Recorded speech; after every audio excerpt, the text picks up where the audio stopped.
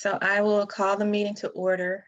We don't quite have a quorum just yet, so we're going to skip our first agenda item since we won't be able to vote at this time, and move to our third agenda item, which is the COVID-19 update. So I will pass it over to Dr. Mahdi. Good morning, everyone. Good to see everyone this morning. Morning. I will be providing the COVID-19 update soon as I can configure my slides.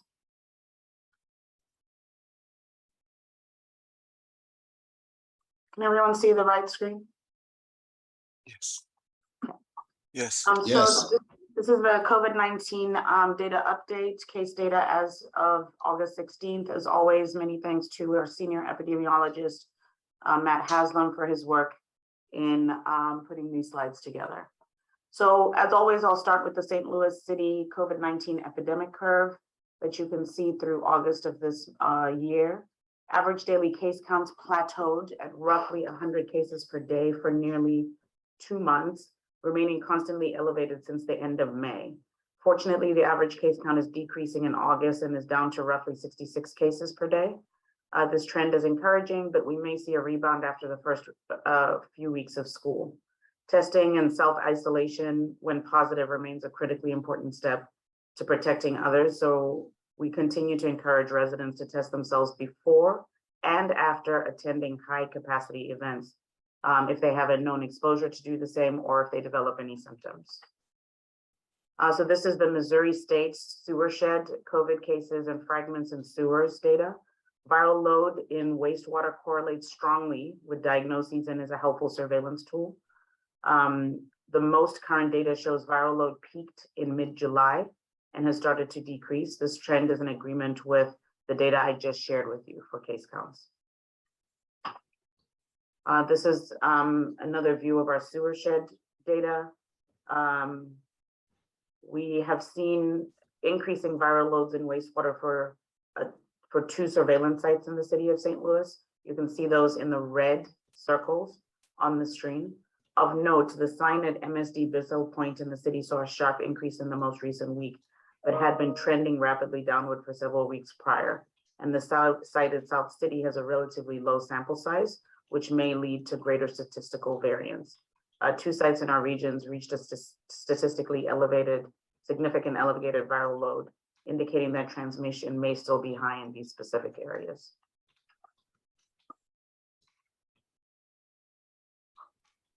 So we're now taking a look at the Omicron variants of concerns. Omicron sublineages BA.212.1 had been the predominant variant in circulation in our region. 2 additional strains, BA.4 and BA.5, have quickly taken over and now represent roughly 90% of all cases. These variants have also been detected in sewer shed surveillance. The transition from the former variant to these 2 new variants is what we believe is contributing to the sustained high level of infections.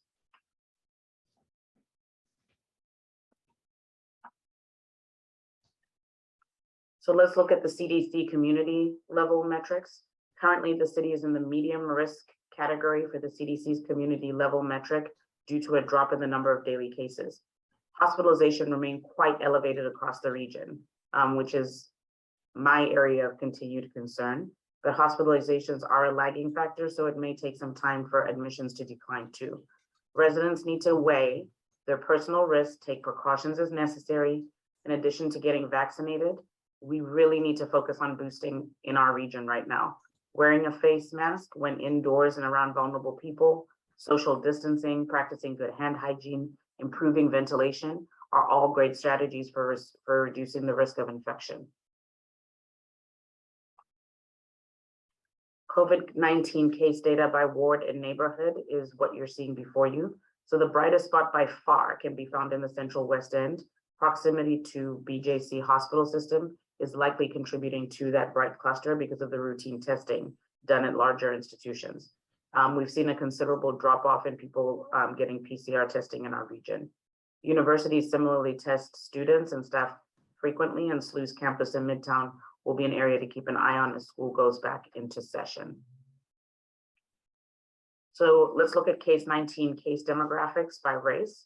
Currently, Asian residents have had the highest daily case rates at 20.9 cases per 100,000 per day, followed by African Americans and Caucasians at roughly 14 cases per 100,000. I started some outreach to Asian and Pacific Islander leaders in the region, and will continue to do so to make sure that they're aware of this change, which is the first of its kind for the city at a sustained level in this population. All races have experienced a decline in recent weeks, which is an encouraging trend. But an important note that race is currently unknown for 28% of cases diagnosed, which complicates analyses of trends by racial groups. So these rates should be interpreted with caution. Health equity can only be achieved when we can ensure reliable data for all, especially the most vulnerable amongst us. At the next board meeting, I'll be making a presentation on our new policy at the Department for Health Equity. Hired an epidemiologist fully dedicated to health equity. So more on that in the future in our efforts to make sure that we are leading by example for the region. So let's look at case demographics by age. Rates have dropped for every age group in recent weeks, with age group 0 to 4, 25 to 44, and 65 plus seeing particularly steep drops, though ages 25 to 44 still have the highest daily case rate at 24.3 cases per 100,000. These rates don't reflect unreported cases such as those who test positive with at-home antigen kits. So let's look at the peak inpatient census projection scenarios for the St. Louis Hospital.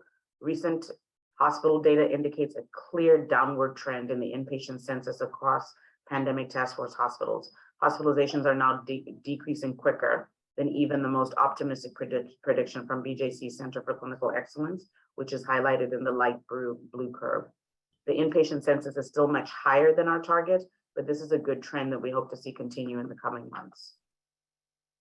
So let's look at St. Louis City COVID-19 deaths. Fortunately, COVID-19 case fatality rate has fallen over time due to the improved immune protection conferred by vaccines and natural immunity from prior infections.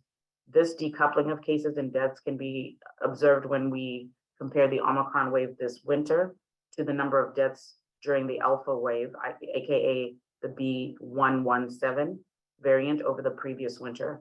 There were fewer deaths as a result of the Omicron wave, despite having a far greater number of cases diagnosed. We've seen very few deaths over the past 4 months, despite being in the CDC's high community level for much of the summer. So now let's move to vaccination rates, those initiated, completed, and boosted. The number of first, second, and third doses being administered has decreased to a slow and steady pace, but overall vaccination rates have improved to 60.5% fully vaccinated, and nearly half of those received one booster. So in other words, 30% of the total population is boosted. This is a significant increase. When I last met with you, we were just above 25%. And I really want you to know that we've been intentional about our vaccination efforts. We've been focusing on partnerships and a few other initiatives that I can talk about later. So very proud to see that high. We need to see it much higher.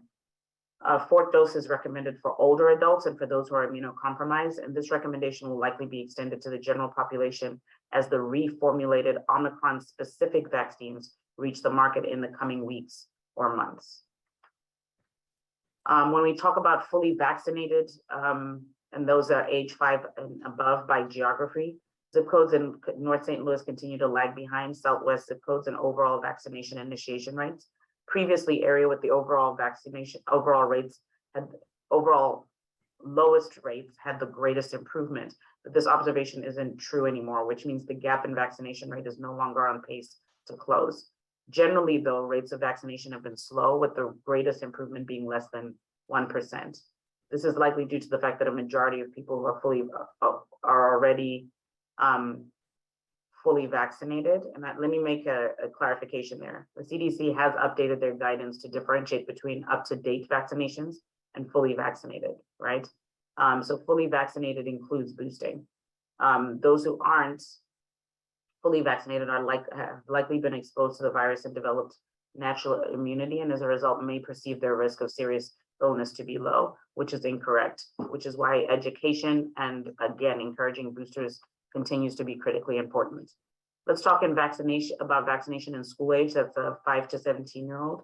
Currently, 51.1% of eligible school age children have received at least one dose. 44.3% had completed the primary series. Only 10% have received a booster dose, but that criteria was only expanded not too long ago. So this will be a focus for us as schools open, partnering with schools, as you saw us do at this time last year. Children living in predominantly African-American zip codes have a much lower vaccination rate. 25.6% have completed the primary series compared to 63.8% in predominantly Caucasian zip codes. I must again impress upon you that this is a much higher disparity than in most places in the country right now in my conversation with White House task force leaders. Severe disease is rare in children, but inequities in vaccination may exacerbate other health or socioeconomic developmental inequities, compounding disadvantages. Specifically here, we want to keep kids in schools. We know this is important for their development and for their behavioral health, and them continuing to get COVID will severely put them at a disadvantage in this area. So again, I continue to meet weekly with school leaders. We just recently updated our COVID guidance for schools. We're one of the only regions that does this. We specifically write policy. It's something I instituted when I started last October for the schools to give them guidance around this. And the CDC recently made some updates around quarantine, as you may or may not be aware. So we have just updated that. Our website will be updated today to reflect those changes. So a new vaccine is available. Let's talk about Novavax, I don't even know how to say it correctly, but it's Nuvaxovid, I believe. Manufacturer Novavax has a new vaccine available on the market after FDA approval. The vaccine is a subunit protein vaccine, which is the traditional way of developing vaccines. Small pieces of the virus that are not sufficient for transmission, so cannot make you get COVID, are introduced into the immune system. For SARS-CoV-2, this is the spike protein, which helps the virus to enter our cells. The main difference between this style of vaccine and the mRNA vaccines is that the spike protein fragments are produced outside of the body and then injected in the shot, whereas mRNA vaccines use your body's own cells to produce the proteins. This is a 2-dose series and has been approved for adults aged 18 years and older. We look forward to having that available for our communities soon. So let's talk about the CDC guidance updates that I alluded to earlier. CDC has issued new guidance on August 10 to streamline efforts. Some highlights of the change include removing the recommendation to quarantine when you are a close contact of someone who has COVID, except in high-risk congregate setting. Instead, the CDC recommends that people who are exposed should wear a high-quality mask for 10 days and get tested on day 5. Clarified that if you do test positive for COVID-19, you should follow isolation guidance regardless of vaccination. So regardless of your vaccination status, you should follow all of the isolation guidelines. And again, this will be updated on our website today. For school guidance, they removed the recommendation to cohort in schools. You no longer need to conduct broad routine screening and instead focus on high-risk activities, especially during the high COVID-19 community level or in response to an outbreak. They removed information about test to stay, as it is no longer recommended, and they added information about when to wear a mask, managing cases and exposures, as well as responding to outbreaks. I will stop there and take any questions.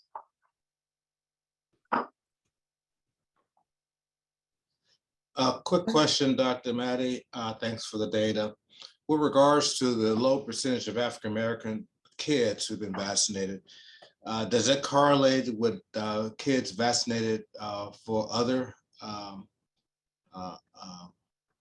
infections, measles, mumps, rubella, others? That's a great question, and it's a great segue into one of the areas that we'll be focusing on. I think many of you are aware that there's some cities like New York that are seeing polio in their sewer shed,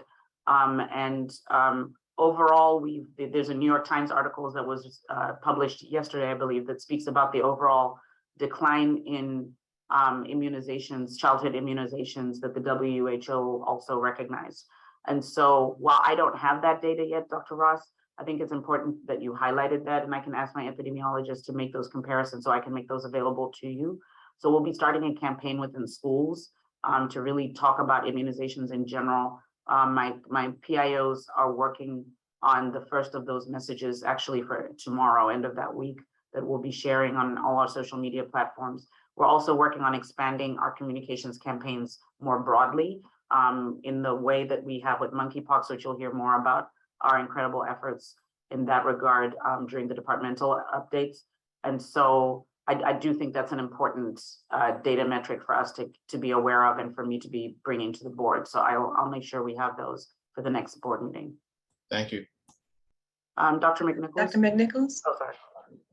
Yeah, thanks so much.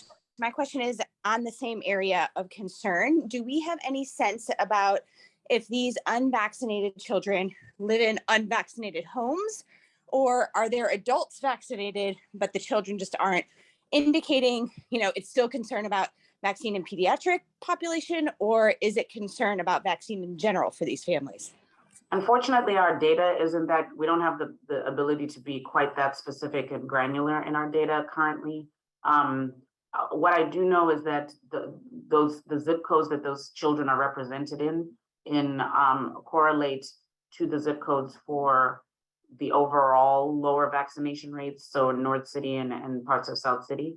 And so one could make that inference, but without actually being able to get to that level of granularity, I can't say with a degree of certainty. Again, I'll speak to my senior epidemiologist, Matt Haslam, to see if we have that capacity, and if so, I think that would be important information to have. Yeah, thanks. I didn't expect that we would have it yet, but I wonder, it could certainly change our approach to trying to increase vaccination, right? If we think about family events as opposed to.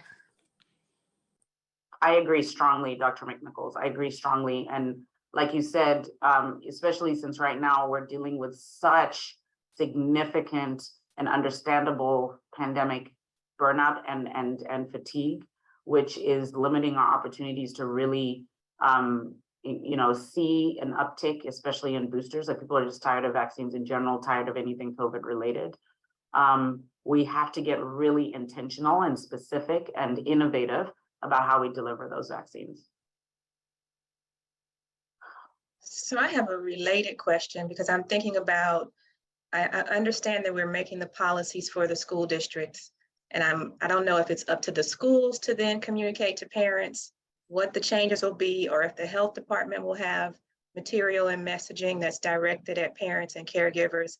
But because it is the beginning of the school year and we're looking at vaccinations in general and just kind of back to school readiness, I wonder if us or school districts are using that as an opportunity to talk about vaccines as a part of readiness for school. So not just the ones that are required, but the COVID vaccines as well.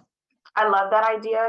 We've been intentional about focusing on updating guidance so that we give schools the best tools to be able to protect kids right now, especially since the CDC dropped this change on us so close to the school term. And then, like I said, me and my PIOs had a conversation just as recently as Tuesday around this immunization campaign that we want to start. But I just like your degree of specificity in thinking about this. And then the third element, again, is that I meet weekly with school leaders. So I think you have brought it together nicely for me, where in our next weekly meeting, which is Wednesday at 8 a.m., we can really talk about a partnered, sustained campaign around immunizations.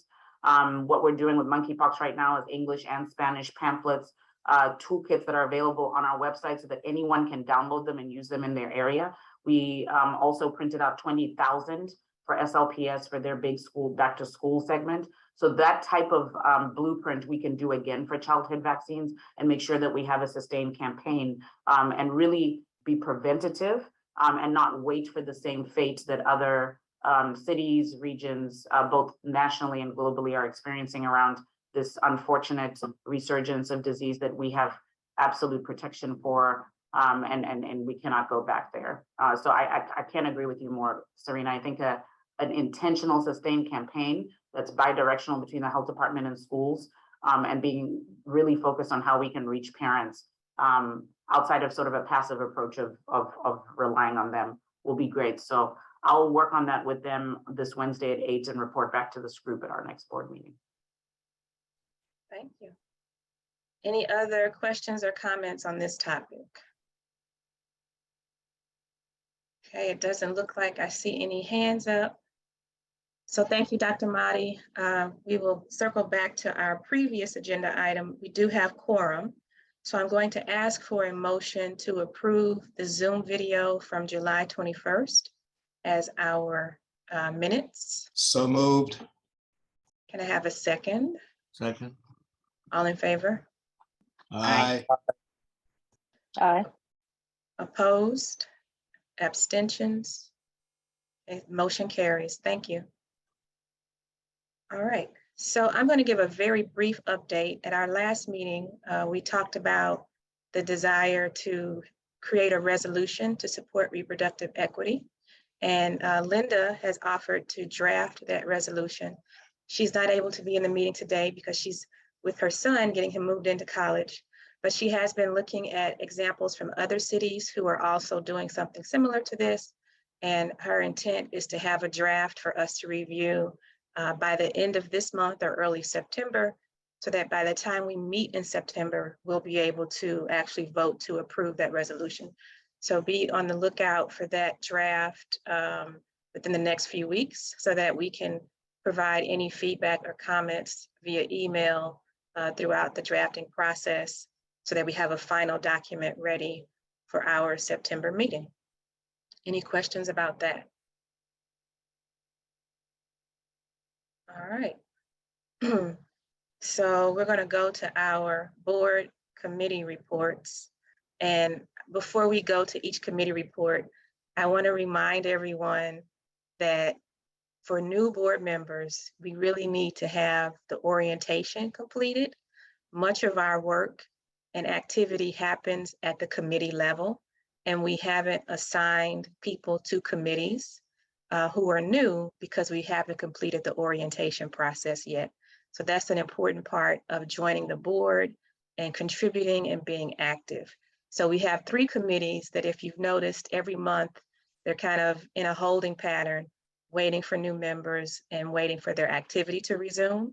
So I'm going to ask, if you are a new board member who has not completed orientation, that you take this opportunity to share your availability in the chat so that we can actually get this scheduled today. Because whenever we say we're going to try to email after the meeting, it kind of falls through the gap and we don't get it done.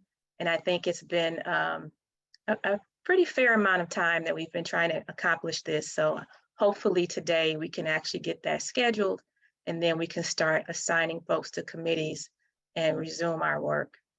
So that's my request to everyone in the meeting. So I will turn it over to see if we have a report from governance and nominating. I know that Linda's not here, but sometimes she assigns a committee member to give an update.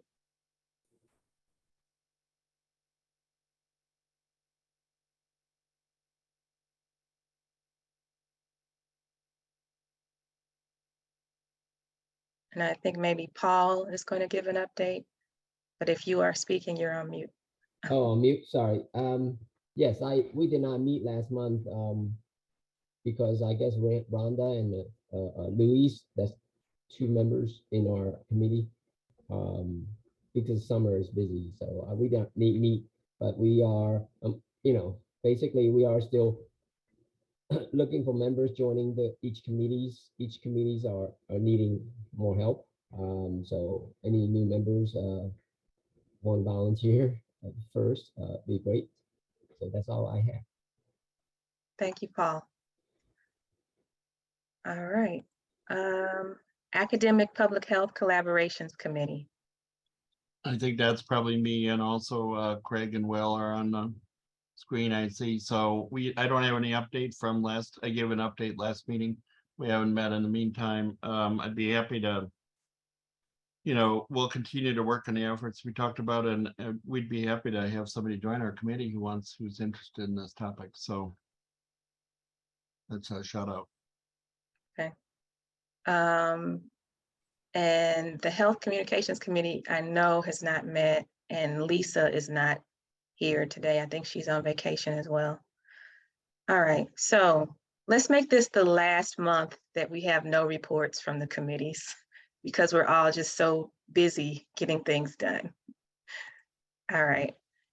I will turn it back over to Dr. Mahdi, who has been very busy, to give the departmental updates.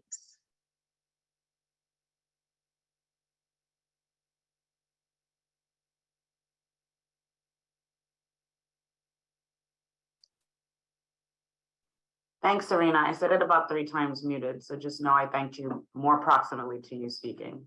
So I'm going to start the slideshow, and I need you guys to know that it's hard to offend me. So I would like feedback on whether or not, are you seeing the screen with the notes or the slides? Slides only. Slides. Okay. Yeah, so it's hard to offend me. So if you guys could let me know, as this is only the second time that you've seen this new format for me for this monthly report that I've generated now for the Board of Health, the Mayor's Office, and our stakeholders. For the Board of Health purposes, if you just let me know which information you'd like to see, you would like not to see if it's too long, just so that I know. We have a lot of things to report to you, so I want to make sure that it's not taking up too much time. So let's start with emerging issues, and we'll start here with monkeypox. So this is the part of the report where I talk about high impact items that are currently top of mind. So as of August 16th, there were 8 confirmed cases and 3 possible cases in the city of St. Louis. I can tell you confidently that we do have 11 positives though since then.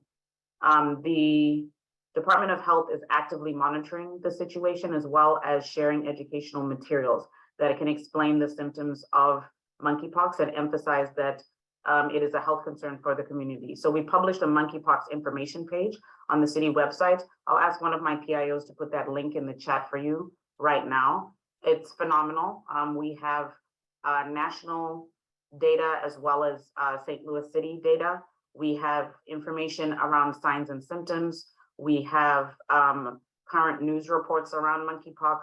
But most importantly, we have what I'm most proud of is we announced an anti-stigma campaign around monkeypox, as well as a sustained campaign for information that is informative, but also culturally sensitive. We have a toolkit on our website that you can link to and get all of those materials for your clinics, your health centers, your homes, your schools, and communities. It is now being used across multiple counties and has started to get national recognition. I really want to highlight my communicable disease leadership, Suzanne Alexander, Valerie Newborn, and Tyrell, who is actually taking the lead on the anti-stigma campaign. We had a town hall on Tuesday that had over 80 participants. It was very well attended, and we got only good feedback, which is, amazing. One of the things I'm proud of is that, I'm very intentional about sustained communication with the community. I've had a few of these town halls. We've broken our own records as far as participation. I make it a point to highlight staff and not just myself. We bring data, and this information in the pamphlets was very well received. Prior to the town hall, in partnership with the mayor's office, I was also intentional about having meetings with the leadership of the LGBTQIA+ community, given some of the stigma and misinformation and disinformation around monkeypox being a gay disease or a sexually transmitted infection, which it is not. And so that was a 2-hour discussion. We were only slated for an hour and a half, but the discussion was so rich. And then we convened now a list and a listserv of those folks that also get information from us and for whom we can do direct outreach. And they've been giving me specific feedback. Lastly, we have been doing outreach, in-person outreach, because we know not everyone has access to a website or to a virtual town hall. So my communicable disease staff have been hitting the road literally with our pamphlets. We have information in English and Spanish around monkeypox, around specifically for immunocompromised folks, and again, with a lens of anti-stigma. What else do I want to say about this?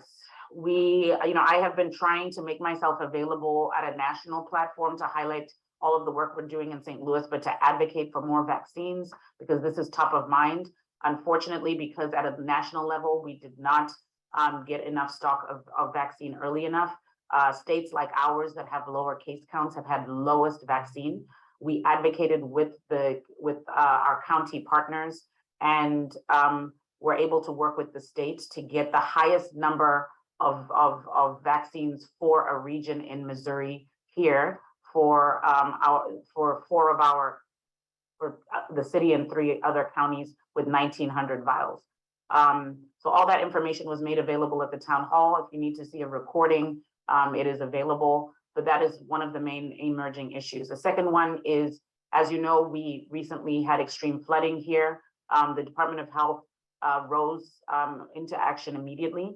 We gave 5 of our staff volunteered of their own time.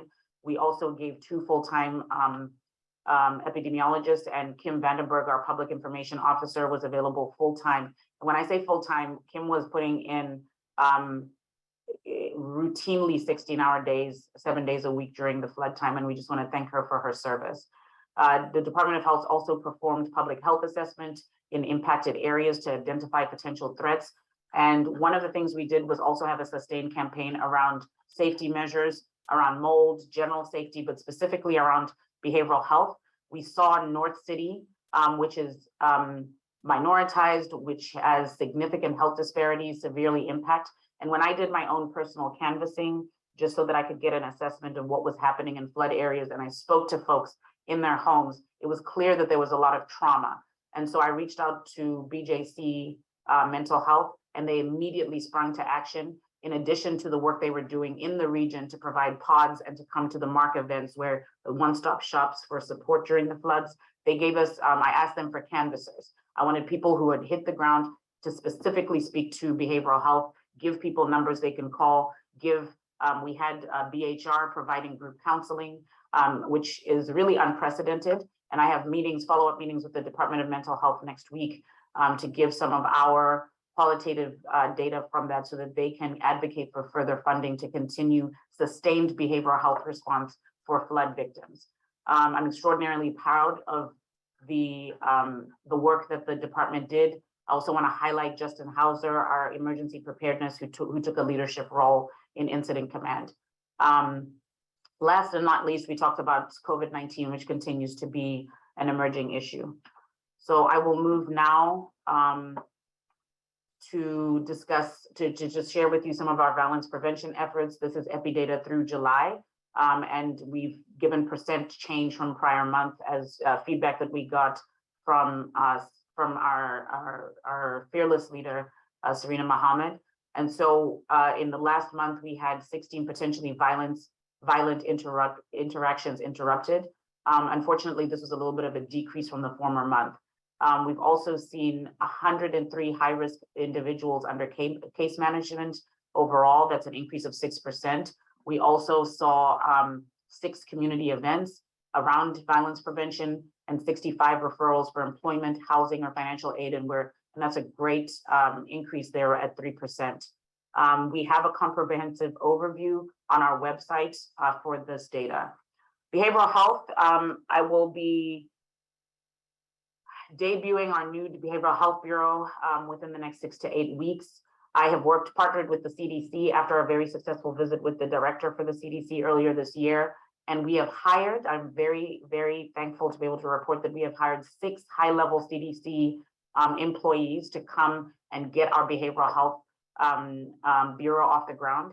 We have folks who do implementation strategy, a data analyst, we'll have epidemiologists, we will have an overall program director, and 2 other folks that will round that out to work on strategic planning and a framework for implementation using data, a data-driven approach and a lens of equity. They'll also be meeting with stakeholders in the region to map out services so that the Department of Health is filling needs and not being redundant, but also serves as a leader in the region around decreasing silos and making sure that people can be linked to care in an effective time. I'm really excited to present that to you, not at the next board meeting, but the following one as we officially debut that.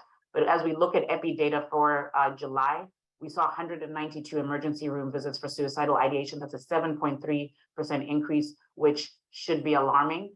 We also had 174 emergency room visits for substance abuse and overdose, again, a 2.4 increase. Suicidal ideation and attempts have been relatively flat though over the last 7 months overall, and overdoses show a mild seasonal pattern, which more overdoses in the summer months. COVID-19 induced highs in overdose fatalities are falling back to pre-pandemic levels for white users, but again, disparities exist in the Black community, which remains as high as in 2020 and 21. This is the type of data we'll be responding to with our new bureau. I'll be meeting with the Behavioral Health Network board today at 3, more on that later. Our public information officers and communication outreach have been phenomenal. We've been expanding our social media reach, trying to meet people where they are, and there have been increases across the board there. We did press releases around the first probable case of monkeypox, announcing a bill for creating reproductive equity fund and the flood response as well. I, again, have tried to make myself available. I used to do a lot of media work, as you know, and sort of definitely cut that down, but use my platform when it's important for not only the city, but the nation. And so I've been, doing some work with CNN and CBS to get critical information out. From a fiscal and payroll, I'm really proud to announce that I, in an unprecedented move, advocated to the mayor's office, the comptroller's office, and our budget division, who all worked with me, to hire a professional accounting firm to come in for a 1-year contract to help get our fiscal department in order and to the level that we needed to be. They have started that work and are doing some mapping out and canvassing, and many thanks to Emmanuel Kenny, my fiscal chief, and the fiscal team. We've hired, these are some of the metrics to the left that I'll let you read, holding my staff accountable to really improving organizational infrastructure and monitoring. So some of those things are, trying to keep track of requisitions received and decreasing the days to process an invoice from the time submitted to fiscal. And you can see that we've already decreased that by 30%. And so just really having some sustained KPIs, and we'll be working on that more in the coming months.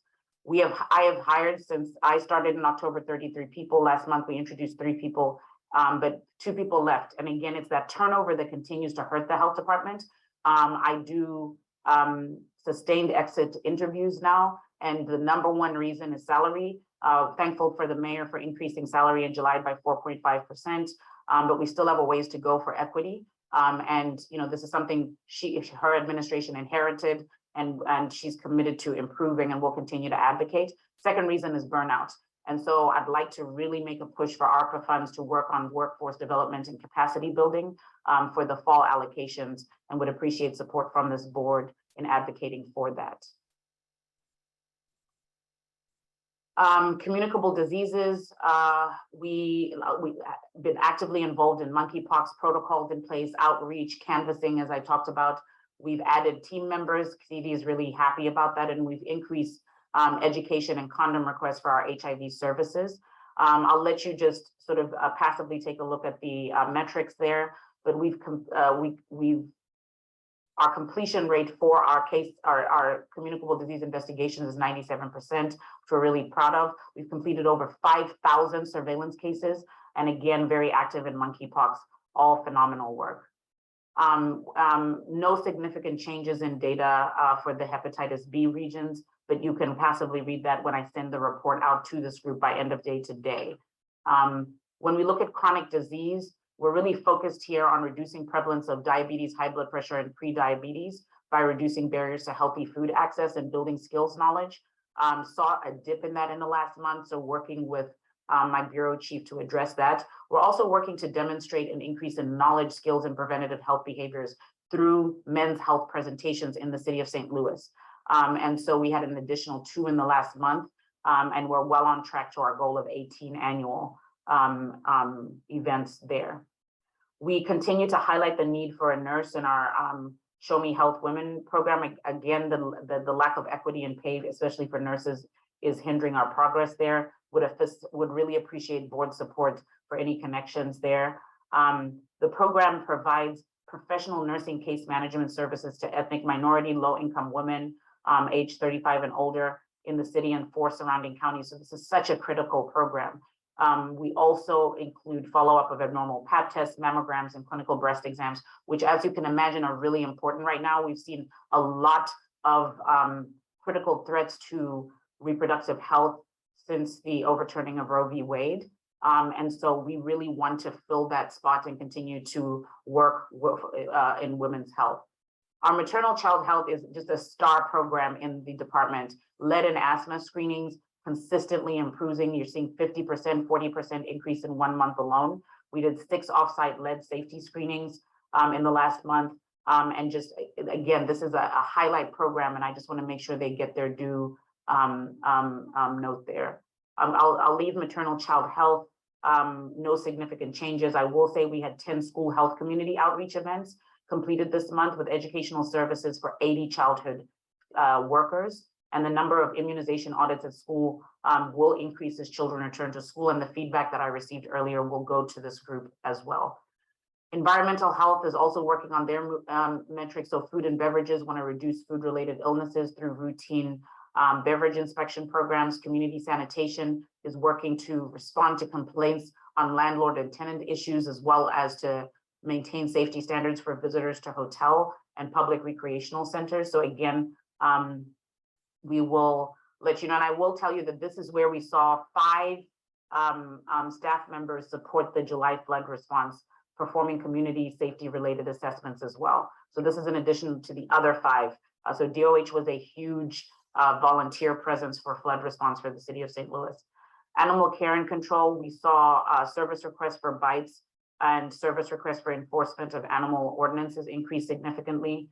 We're continued to provide animal control services for emergency situations, that's bites, police calls for service evictions with, and this is still in the setting of a significantly reduced staff level. So while we have hired folks, just you need to remember that the training period for animal care and control is much longer. And so we will see the benefits of that in the upcoming months. Accreditation efforts continue. We have a new quality improvement plan that's been implemented. The plan includes 9 major QI projects for the next year that will ensure we meet and or exceed the standards for accreditation. Projects include developing an administrative toolkit for managers, improving onboarding process for new employees, developing a training plan for our grants administration program, developing a succession plan for key departmental positions, improving time to abate landlord or tenant issues, increasing lead poison screening, and developing a system for tracking data sharing amongst others. Lastly, in the report, you'll see all of the events where either I or my staff will be promoting public health in the community for the remainder of August and all of September. So I will stop there. Again, I'll distribute this to you by end of day so you can take a more detailed look. You will have with it multiple other reports that will give you an even deeper dive into certain sections. So that'll be for communicable disease and a more detailed monkeypox report amongst others. I'll stop there and take questions, and happy to take honest feedback about the quality of this presentation, changes you'd like to see, and anything else. Thank you. Dr. McBride. Thanks, Dr. Mahdi, and thanks to your staff and everybody who helped pull that together. When we see things like this, I know you have boundless energy, so I sometimes think a lot of it's you, but I know that you have a great staff filling out those reports. So just a couple of quick comments. I love the format. I love getting all this information. I'm sort of I like getting things through a fire hose. So one comment I was going to have, you said you were going to send it out later. So I think there's so much information. It's very data heavy and it's very content heavy. So I think it's great if the board can review it in between meetings. So I was going to make that suggestion. You already thought of it.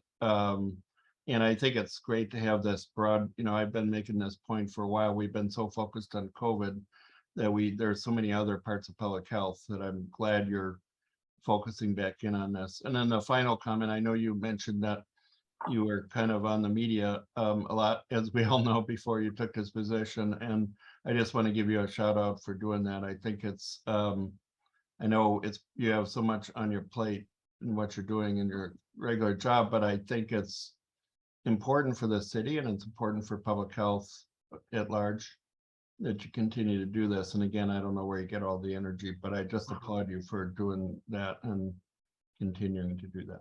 Well, Dr. McBride, I hope it's not too much to say, and thank you so much for your feedback and consistently being supportive. I think that's the one thing I truly appreciate from this board is that I'm a health director that's very much supported by my board, very much supported by the people in the city, as evidenced by these really healthy town halls we've consistently had. But I must say, and it's a shout out to the fact that I am a woman of privilege. I have a partner who affords me the opportunity to work in this way. I have 2 young children. A lot of women, including my own staff, don't have that level of privilege. So we've had a long way to go towards equity for women in workspaces and just in general. And in regards to me being on the news, I want you to know that I think people probably assume that I really, I like the attention. It's very cringeworthy to be on the news, very cringeworthy to hear yourself speak. And I try to be really intentional. So you'll see my staff have been in the media more. I really make sure that they get the opportunity to get media training and to represent the department. But when I have the opportunity, I'm very tactical and intentional about, saying, okay, sorry, I haven't been making myself available for a few months, but I will do a CNN spot or a CBS. One, to put our health department on the map, and strategically for state and national partners to see us as a force to be reckoned with. Doing that has really, we have gotten from the CDC since I've started doing that at a national level, support for opioid crisis, for staffing, and for other people. So I want people to know that there is intention behind it, but that unfortunately I cannot honor those requests at the level that I used to, because the work is plentiful as you see, and must be prioritized. So thank you for that feedback. Dr. Ross? Yes. Question regarding the violence abatement, and I'm sorry, I'm gonna have to break off in a couple of minutes to see patients. I'm curious about where we are with Cure Violence. Yeah. How long is our contract? What's Yeah. what's your assessment of the impact, their impact on violence abatement, since we've I just love that both Dr. Ross contracts. you always have an eye for the important questions. And, I sometimes feel like I'm talking too long, so I'll rush over certain slides. So let's talk a little bit about the violence prevention slide. The number one thing is, when I came here, I reported to this board that of the 3 priorities that I outlined, there wasn't one person well, 2 of the 3. There wasn't one person hired by the health department or a bureau dedicated to those priorities. Those 2 were violence prevention and behavioral health, right? My 3rd priority, bring chronic disease, and we have some of that scattered throughout the department, but I'd like to see a section in the future that's dedicated fully to that. So in doing an assessment, it was not going to be possible for us to do the work that was needed if we continue to primarily subcontract and contract out all of that work. Cure Violence being one of our main partners for violence prevention, and in behavioral health, BHR. But that is not a full and holistic way of addressing those 2 priorities in the health department. So I met with the mayor's office and brought to them my suggestion that, much like other health departments in the nation, we deal with violence prevention in a much more collaborative way in the city by opening up an Office of Violence Prevention. Mayor's office did a lot of research around this, was very supportive. And as you know, that was announced last month. We now have an Office of Violence Prevention that feeds into public safety and the health department. That really gives us an opportunity to have directed efforts. Will Pinky is a great partner to me. We meet every 2 weeks. And so Cure Violence falls under that office now and continues to do great work. We also, again, provided a full-time monthly report that Matt provides. And lastly, we got additional funding through this Office of Violence Prevention and did an RFP where we were able to fund fully. Craig, are you on? I don't want to get this wrong. I know we had 17 applications, but we funded, was it 7 to 10? 8. It was 8. It was 8. Thank you, Serena. We funded 8 groups, and with a lens of equity, Dr. Ross. So understanding that a lot of smaller groups are not able to even apply for RFPs because they don't have capacity, they don't have people on staff. They oftentimes don't meet the requirements. So the mayor's office, of their own volition, hired a contractor that would help the smaller organizations understand the RFP process and help them. So there was equity between, we saw organizations fully funded around violence prevention efforts that hadn't been seen before. So there's also a program that Will Pinky can come back and speak to. I've invited him here previously around supportive reentry that is also falling under that office, and you'll see a lot more under the Office of Violence Prevention specifically. The contract for Cure Violence was extended for another year underneath that, with some with actually increase in budget that we prioritized based on feedback. I went and met with Cure Violence leadership and staff. Will did the same when he came into the position, and Serena has been consistently assisting us there with the advisory board that she had set up and in partnership with Department of Health, and all of that work has really gone into trying to increase efforts there. There's a lot to do, but I think with a dedicated Office of Violence Prevention, Dr. Ross will be better served to really have a more holistic and full approach to violence prevention in the city. Does that help, Dr. Ross, and any feedback? Kudos to you, Serena, and all involved. That's absolutely the approach that I was hoping we would take, a much more systemic, collaborative approach. That's just wonderful news. Thank you. Thank you. Dr. McNichols? So just quick feedback on the format. I love it. I love seeing sort of the short snapshot of all the different areas that the department is working in. Thinking about the ways that I, as a board member, can help support some of those efforts. Can you tell me a little bit more about the need for the nurse and the women's reproductive health program? You specifically said they follow up on things like Pap tests and mammograms. Yeah. Who is performing? So hiring nurses has been a consistent battle for us. The inequities in pay between government employees and people in the private sector is much larger in the nursing sector. Most nurses, I'll tell you that the nurses we do are basically volunteering. I mean, they're taking such a pay hit from anywhere else that they would work. So any innovative strategies for us to be able to fill that position, and I can put you in contact with my bureau chief, who can give you a much more detailed report about exactly the type of nurse he's needed and the services. And if there's ways that we can either partner through a contract, an MOU, or just in helping us to fill that position, knowing though that again, the salary is not competitive. I just think it would be a great asset to the work that the health department is trying to do around women's health in general and for the region. As you know, though, the Reproductive Equity Fund that was announced through Board Bill 61, that RFP will be going live, we hope. I mean, the NOFA for that will be introduced hopefully by end of next week too, and that will help in those efforts as well. So Dr. McNichols, if you're interested in supporting it specifically there, I would love to put you in contact with Bobby Williams, who's the bureau chief, to really talk about the needs and then maybe see what the board or yourself specifically can do to support that effort. Yeah, that would be great. I mean, we have an entire centralized follow-up unit that I think we could probably, at least in the short term stopgap, provide maybe some support from our end. So that would be great if you would connect me. That's wonderful. Do you see how this format's already helping with collaboration? And Serena and I have been really trying to push for better feedback, but a lot more support. And I've really seen the change. So I'd like to thank this board for really upping the level. I think we're exemplary and probably to be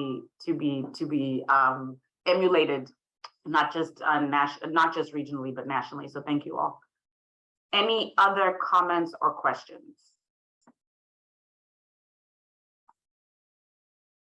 Okay, I don't see any. So thank you, Dr. Mani. All right, so we're very near the end. I don't think we have any old business. Are there any announcements that folks would like to share with the group? Announcements about initiatives, events, activities. Dr. McNicholas? Or is your hand still up from the previous? Yeah, sorry. Okay. No problem. All right, it doesn't look like we have any announcements. So you don't actually need to have a motion to adjourn, just for folks to be clear about that. So I'm going to adjourn the meeting, and I look forward to seeing everyone next month. Thank you. Thank you. Mhm.